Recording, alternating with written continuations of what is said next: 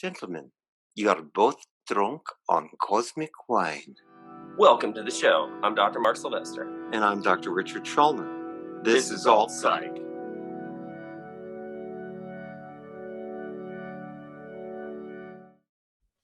Welcome. One and all. One and all in one. All two of us. Oops. All two of us. What are we talking about today? Well, I think that we're talking about artificial intelligence part 2. Part 2. Yeah. But first, the mental wealth tip. Okay, we're going to talk a little bit about relationships today and our mental wealth tip. We need a jingle. We need a jingle for your mental wealth tip, like our mental wealth tip of the day. Ding, ding, ding. Something really cool. Drum roll, anything. Yeah, I don't know. Well, I'll come up with it. I'll do the musical thing, and come up with it, and it'll all be cool, right? Yeah, like mental wealth tip of the day. Oh, some version of that. Okay, well, let's get down to the mental wealth tip of the day about relationships. I give you 3 tips for relationship. Number 1 tip, drum roll, please. Shutting down communication is actually very controlling, so you don't want to do that. That's number 1. Number 2, compromise is part of a healthy relationship. Now, compromise doesn't mean you win. That's not a compromise. A compromise is everybody gets a lot of what they need, maybe not all of what they need. And the last one is putting yourself in the other person's shoes for a few moments is also part of a healthy relationship. So there's your mental wealth tip. It's actually a trifecta today in terms of mental wealth. I feel richer. I feel richer already. You should feel richer after all. That's my name. That feels like it was 3 mental wealth tips in one there. Well, I try to give people more than they ask for or imagine. It's good for them to receive some good stuff. So there we are. So thank you for that. You're welcome. So last time we talked about AI, though, it was more on the defining intro and sort of the AI as it currently is, and we understand it, and machine learning and social media AI machines and stuff like that. Yes. So as promised last time, let's go down the rabbit hole into the dystopian. Doesn't have to be dystopian, but they usually end up dystopian, but possibly utopian future of AI and where it is going, where it could lead. Okay. That to me is kind of what I think most people think of when they think of AI is robots, autonomous thinking machines like we see in the sci-fi films. How do you think AI is going to change the world? Because some of our top minds are certainly completely focused on it.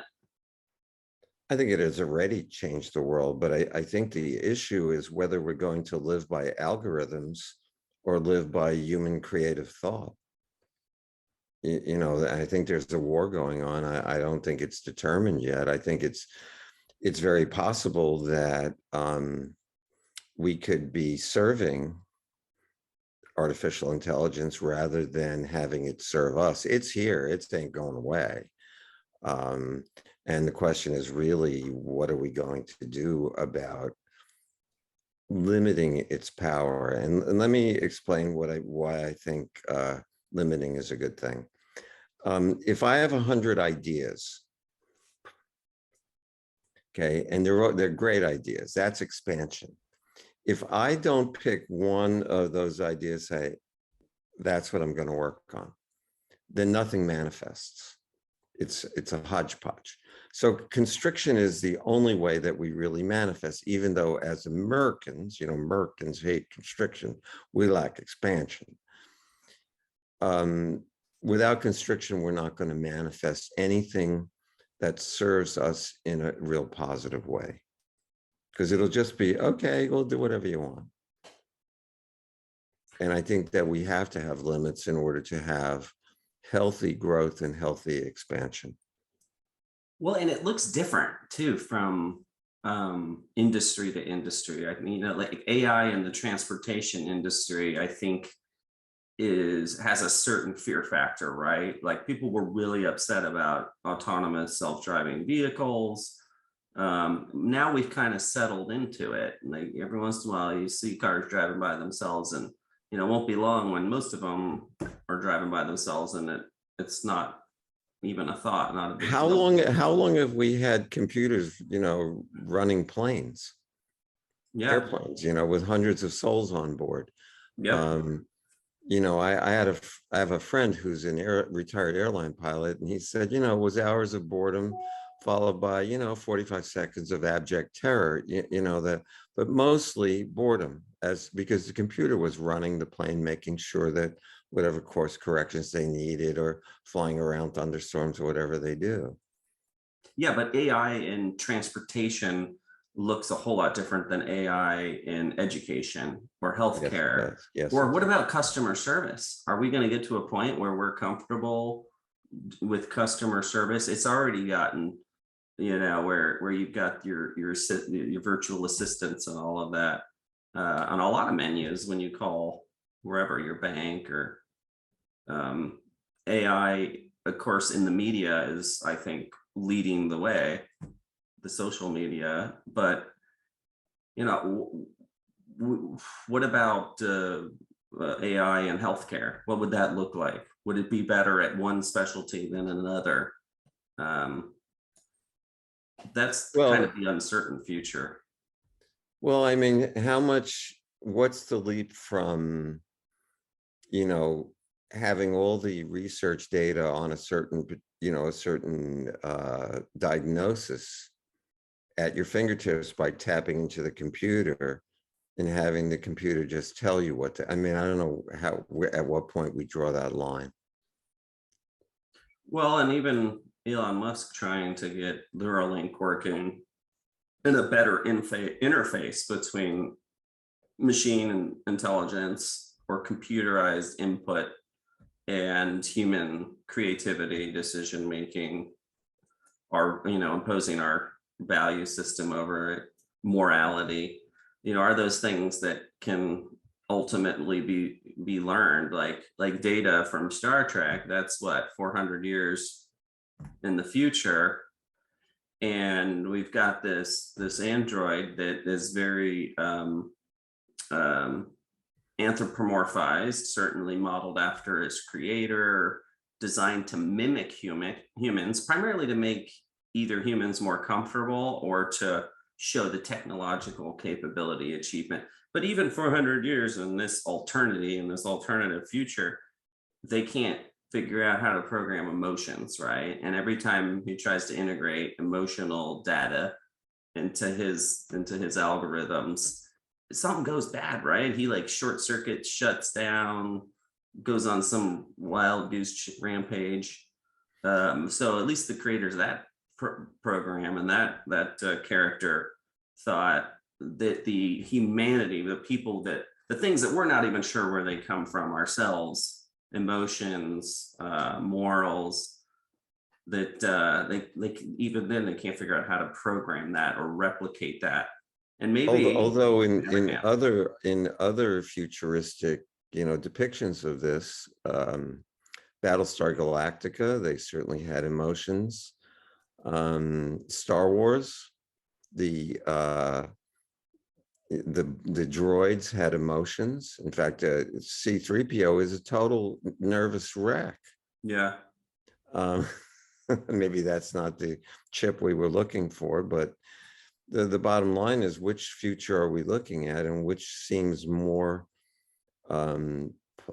potentially realizable, because we're going there, whether we like it or not. We're already like there. And I assume that when we see robots, robot dogs jumping around, there was a commercial recently about a robot dog that runs out of power, and because a new electrical car, it can plug in, and now it's all happy like a regular dog. That's aimed not at dogs that's aimed at us. What's coming? What year is Star Trek? Do we know? I mean, yeah, Star Wars. You're- I'm sorry.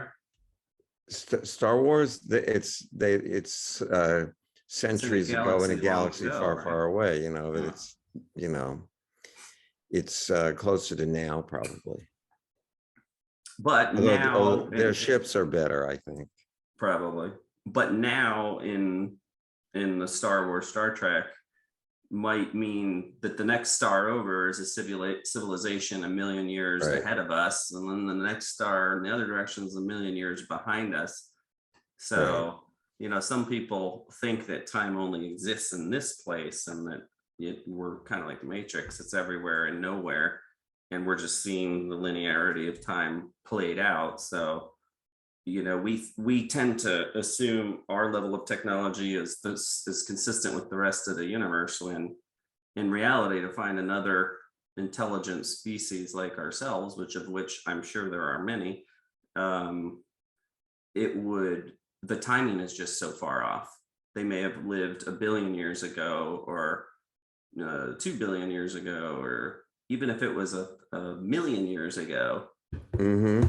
Look how just this short window, like you said, in 50 years, the technology of computers have advanced, and it's very easy to connect those data points between the very first computers and then, you know, the computers of the 80s, 90s, 2000s, and then we got these, you know, super fancy things, smartphones now. It's very easy to just trace that line out and see where it's pointing. And I think that's why Stephen Hawking and Elon Musk and these great minds are so cautious and actually fearful.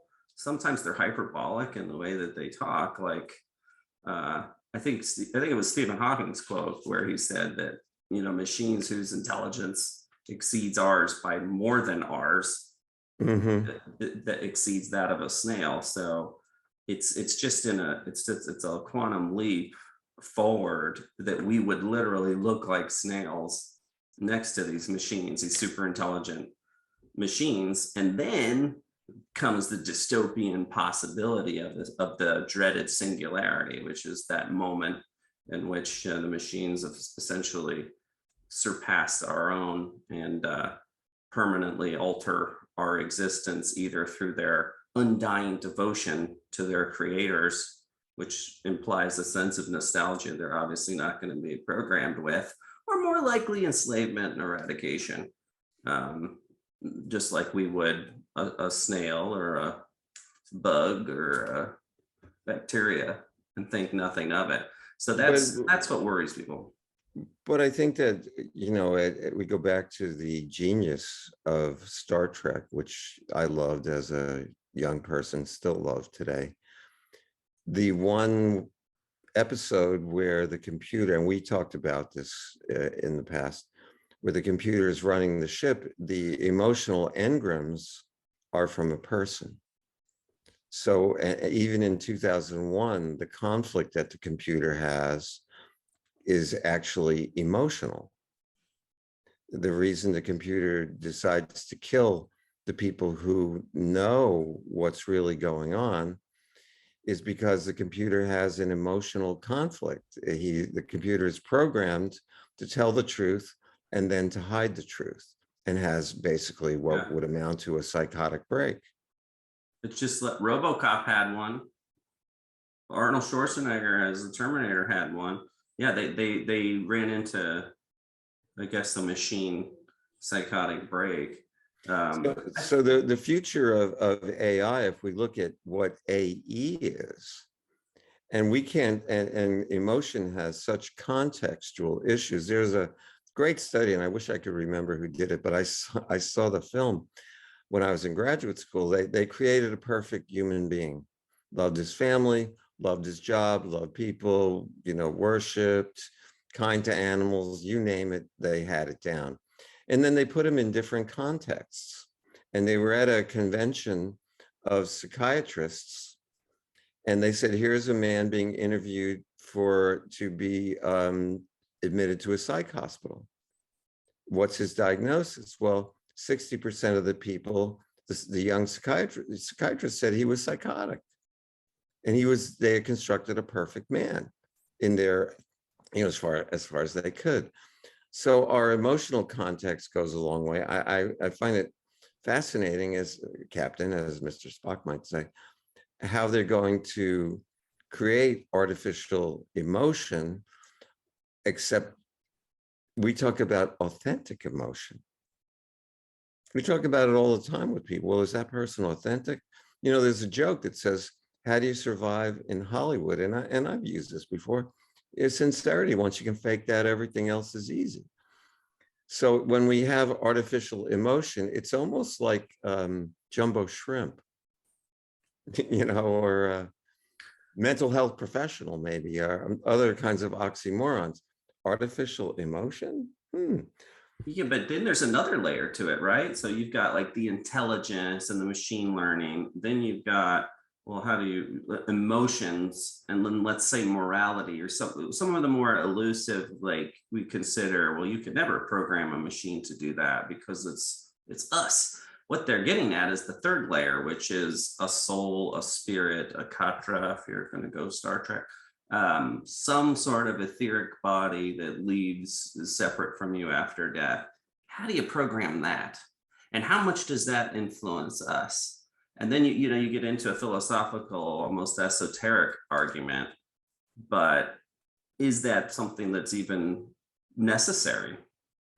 Well, once how far down the rabbit hole do we go? And in the end, what do you believe? Okay, the fact that I believe in reincarnation doesn't mean that it's true. It just means I believe it. It sort of makes an emotional, psychological, spiritual sense to me. But okay. So I wound up, floating around, and I saw Mom and Dad getting ready, and I said, oh, that would be a good one for me. Let's go. How do we know that if we have a sentient shell that happens to be silicon based, as one of the Star Treks would show us, how do we know that we can't just choose one of those in terms of bringing that consciousness level, that katra, whatever you want, into that shell? We are just animated stardust, as far as I can tell. Okay. So we're animated stardust. We're animated, these bodies, they're spacesuits, as one of my friends once said. But what are they housing? Yeah, it's pretty interesting, isn't it? We're housing some kind of universal current, universal spark. Who's to say it couldn't find its way into what we would call a mechanical shell? Well, then there's the possibility that there is no God, there is no soul, that we don't know what caused the creation of the universe, and that despite that, you can still program things that look similar, like the whole concept of epiphenomenon. So, or an emergence property, right? Like a lot of neuroscientists think consciousness is an emergent property of the complexity of the assembly of all of our parts. It's not something that was necessarily designed or intended. It's not something that was specifically programmed, but it's something that emerged out of the process. Yeah, and once again, we're back to, what do you believe? Do you believe that that's true? What, in the end, there's a value judgment based on your experience and your emotional realities, how you were raised. There's a lot of reasons, I mean, in Buddhism, the concept of dependent co-arising is about that there's more than one reason for anything. I have a pencil here. You know how many things that had to happen for this pencil to have to show up? And human beings are far more complicated than that pencil. So, and then the machines that become, probably sentience is something that is programmable, would be my guess. I think that sentience is not something elusive to programming in the machine world. But sentience really doesn't mean anything by itself, just like intelligence doesn't mean anything by itself, or AE doesn't mean anything by itself, because we're comparing this to humans. And humans are one little tiny species, one little tiny creature on one little tiny planet and one little tiny time slice. We're so fragile that, one of my favorite quotes is from Neil deGrasse Tyson is, the universe is under no obligation to make sense to you. So we're not going to be here that long. The history of the planet says the human race is not going to be very long lived. Now that Yeah, doesn't well, mean but like, I'll meet your Neil deGrasse Tyson with one Albert Einstein, and that God does not play dice with the universe. oh, you're gonna invoke Al. You're gonna invoke Al on my Neil. Why not? Because and then there was the book by Karl Hammerschlag called The Dancing Healers, which is, by the way, an excellent book. And he's a psychiatrist that goes to the Navajo Nation to fulfill some kind of contractual thing for his student loans. And he meets the medicine chief, and he finds out that God does not only play dice with the universe, sometimes he hides the dice where you can't find them, which I thought Yeah, was terrific. I think that the God doesn't play dice quote was a little misquoted. I interpret it a lot of different ways, or I've seen it interpreted a lot of different ways. But AI, if it doesn't, a lot of people don't have a connection with God, or they don't even believe in God. That doesn't mean that they don't have morals, right? So it's possible you can program a machine with no belief in God, or maybe someone who doesn't believe in God has still created them, if you're looking at it that way. But it may not be an obligatory part of the programming. And worse, if you get a machine that not only is better, faster, stronger in a lot of measurable ways, it's learning at a geometric rate, which we will never be able to do. The human creature is not evolving anywhere near the speed at which this machine intelligence is evolving and technology is evolving. So we're clearly diverging here. And at some point, depending on what industry leads the push for advanced AI, and when we say AI, we don't mean just the intelligence. We're talking about the whole desire to copy a human and all of its capabilities. But where's it leading right now? Well, social media is leading it right now. AI is already here working and probably tearing down a lot of our things that we hold dear, really. But what is it going to look like in the military defense? Because creating a robot for your entertainment or your companion is not going to happen first. What leads industry and technology is usually military, right? In this case, I think it's social media and advertising and stuff like that. That's not quite as bad. But let's say the military, because the most amount of money and defense and weapons and fear, the military usually, or the space program, but it's usually the military leads off, it kicks off the technology. So that makes me the most nervous, is if the very first sentient machines or the most advanced machines, or the moment of singularity, it literally is a Terminator. It is a Skynet scenario. It's a situation where we've designed, built, and expected machines to engage in war and identify enemies and stuff like that. That to me is a lot more terrifying, because it will very easily make at least an assessment at some point, like, do I really need these pesky humans around? Or maybe they're all enemies, and it can, like they say, it decides our fate in a microsecond. I wish that there was another industry that was pushing it, like healthcare or transportation or social media. That's kind of what scares me the most about machines. Well, go figure that if there is a sentient artificial intelligence soldier, I doubt they would have a morality chip. And that is don't pretty humans scary. shut off their morality chip when they go into war? Well, absolutely, because they go into denial that somehow murdering someone in a war is different than murdering them in a back alley. You know, I don't really see the difference, to be honest with you.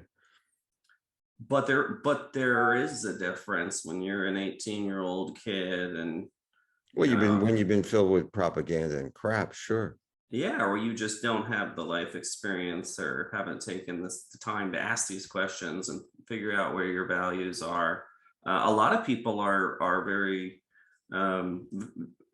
vengeful too. So you know, is it worse to invade a sovereign nation? Is it worse to start an unnecessary trade war or skirmish than it is retaliate against Pearl Harbor or 9/11 or something like that?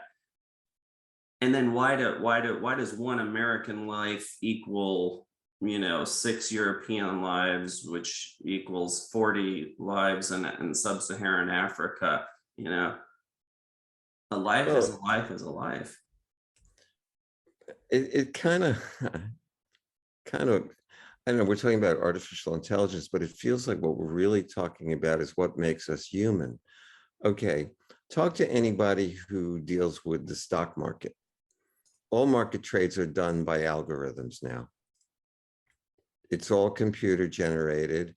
There are certain programs that humans put into the computers, but because the computers can react more quickly to those trends. The markets that we depend upon, and I know it sounds crazy because a report can come out about the success or non-success of a vaccine, and it can rock the entire market. It just did, as a matter of fact. Okay. There's nothing changed in a day other than somebody said something. So the reaction is emotional. Okay. But we have computer algorithms that are saying, well, at this point you sell, or at this point you buy, or at this point you do whatever they do. I'm not good at this. But the bottom line is human beings are not running it anymore, other than we're putting our belief systems into those algorithms. At the core, any of these algorithms have somebody's emotion in it. The question is who? Or that's got the emotions indirectly of the programmers. Yeah, absolutely. That's my point. That's So like a garbage in, garbage out type of scenario, right?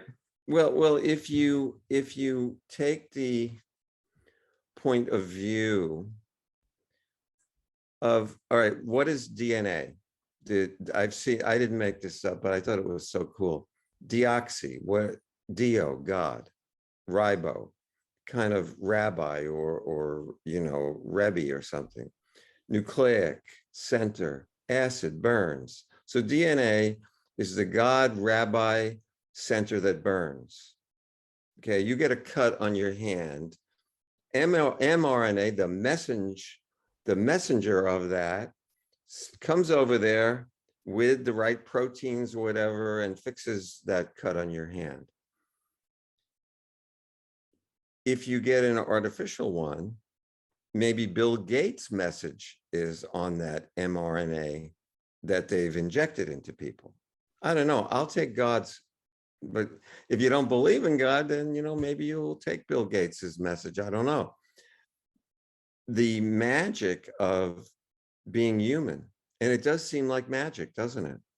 I cut my hand. I don't think about it. It heals. There's a magic to it that if you break it down enough, I guess you figure out what that is, which proteins go where. But if you keep asking why, you're going to get to I don't know eventually. Well, no, I'm not going to actually get there. It's, do you have faith? In the end, being a human being, a lot of it has to do with having faith. We run patterns, so we don't have to reinvent the wheel every time that we do things or see things. Okay, So you can put that pattern in a robot and they can make a car, you know, put the, all Right. right, with greater precision, probably, because they don't get tired. But I don't know that we can program morality. Well, so that's a really good point too. I mean, well, two good points. One, I think the whole talk about artificial intelligence is like talking about death. It forces people to look at their own, you know, mortality, their own spirituality. And a lot of people are uncomfortable with that, fearful, don't really know where to stop. And then the second point is machines, similarly, because they're going to be programmed by us. They're not going to inherently have a nefarious motive or want, you know, just make a decision to, you know, start a war because we didn't program morality. They will do what they do based on their programming, which completely comes from us at the beginning. What happens though is what happens when the machine becomes self-aware or self-learning or gets so warped that, you know, garbage in, garbage out. I think that like with the social media, we're seeing how it's changed the way that we think slowly, like a frog in a pot, and then we're like, how did we get here? I think the same thing will happen with advanced machines. As long as we can program them correctly, their goals will be aligned with ours. But if they're self-learning, if they're unmonitored, if they're more going to be programmed to have spectacular failures, which we talked about before too. Like they're going to be able to do these super advanced things, but it might, you know, trip over a 1-inch thing on the sidewalk trying to walk or something, and then, you know, not be able to get up, and you're like, wow, this is like the most advanced machine in the world, and it, you know, can't even navigate a small step, or something just impossibly simple will trip it up, even though it's impossibly difficult. And you know, the humans, that happens too with us too. Something emotional, something simple, a setback, and our whole programming gets realigned, remessed up. And science fiction writers have written about this, you know, that's, you know, that simple conflict. You know, it's funny, as a trauma specialist, what do I actually do is I target the conflict that the trauma creates inside a person. So how does an artificial emotion chip deal with conflict? Well, we have enough trouble with our complex, you know, wet computers up here. Will So you it's have, will you be a psychologist to the machines? Will the machines need the same guidance that humans do? well, if you look at the follow-up to 2001, 2010, they do figure out what happened with Hal, and they taught the computer, and the computer guy talks to him about, you know, sort of forgiving himself for having the psychotic break, which was caused by his programming. Now, how often do we, and I'm not a parent basher, by the way, but how often do we talk about conflicting programs that kids got from their parents that created anxiety and created dysfunctional, maladaptive, that's better, maladaptive functioning in the relationship world? We do it all day long. Okay, so the idea here is we get complicated on something that seems so simple. You know, is it do the next right thing? Is it buy low, sell high? Is it be kind? It gets complicated. Is it pursue pleasure and run away from pain? There are programs, all those programs that we have received or that we may have hardwired into us create problems in real life human situations. Yeah, approach pleasure, run away from pain. let's have some cocaine, which is about pleasure, and then eventually will cause pain, but not in that moment necessarily. Talk to any addict at the beginning of their addiction, they had fun. It's almost invariable, unless they're lying to you because they think you want to hear something different. Well, machines may do Or that when too. a woman is giving a baby, the pain is actually that the baby is moving successfully down the birth canal. It isn't so simple. And that's where the challenge comes in. And will they be able to meet that challenge? Well, here's my conundrum, and I would love to hear what you think about it. I'm going to throw you a curveball now, so get ready. Already. Somebody, nice catch. Somebody, I'm thinking of the movie Contact, where Great she movie. says they should have sent an artist here, not a scientist. Yeah. They should have sent a poet. If you're constructing a human being to process emotions, well, perhaps we should send a poet rather than a scientist. I don't think we're going to, though. Or send them both. Well, yeah, but I think that there will be a war that the scientists will win, is the problem. Because we foo-foo types like me, are sort of dismissed. Come on, that's just hokey dokey, that's foo-foo, get your tinfoil hat and go home. And when you're developing the highest level of processing, I'll give you an example that I love. And if it's been updated lately, I haven't heard it. People with musical training make the most money. People with musical training as kids make the most money. Why? Well, there's is a money, because most musicians don't make the most money, by the way. But something about that opens up perspectives, opens up the mind, left brain, right brain, whatever you want to call it. The bottom line is, I think that's real by any measure of a doubt, that something about learning music as a child opens you up to things that other people don't get if they haven't had that. Well, why would that be? So if we take recordings of Mozart and Beethoven and Paul McCartney and we put him in this data, like the guy on Star Trek, he could play all this stuff perfectly, but could he play it with that nuance of emotion that hooks you? That's the question. I don't know.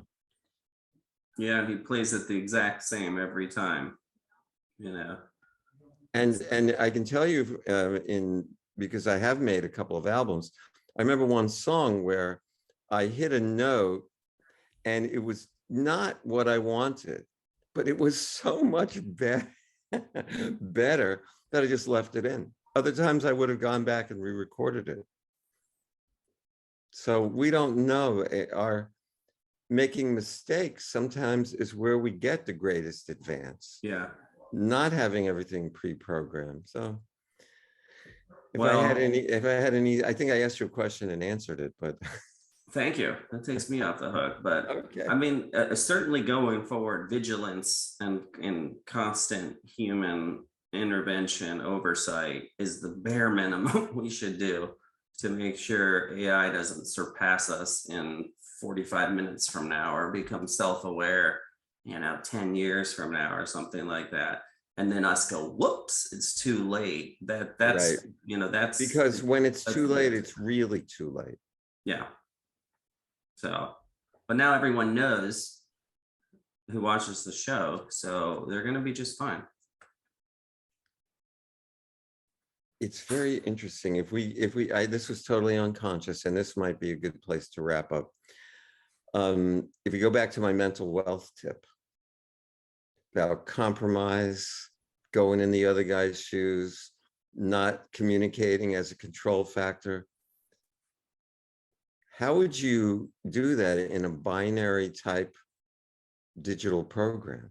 I don't know that you can. Interesting thought.